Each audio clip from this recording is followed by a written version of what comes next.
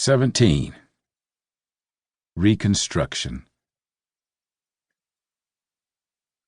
On a frosty morning in January 2018, archaeologists from the University of West Florida traveled by boat to a swampy part of the Mobile Delta, a mile downstream from where Jack Friend and his companions had stopped their search 15 years earlier.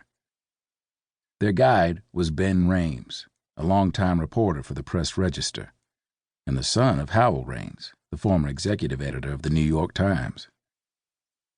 Ben Rames moonlighted as a tour guide in the Delta, taking sightseers and fishermen on boat trips, and he knew the territory well.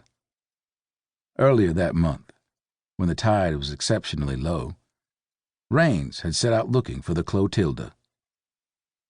He'd come upon a wreck that he believed might be the one. Raines took the men to a muddy bank, thick with driftwood. The sunken vessel was near the shore, rising partially above the murky water. There wasn't much the archaeologists could do that morning. They didn't have a permit to dive in and examine the ship closely or measure its full dimensions. But from what they saw on the surface, it seemed likely the vessel had been built between 1850 and 1880. They agreed it ought to be investigated further.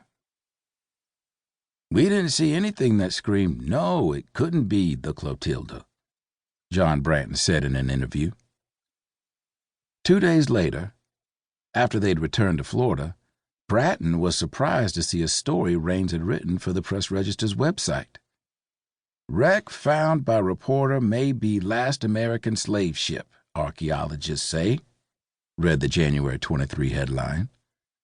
Raines was careful in the story not to make definitive claims.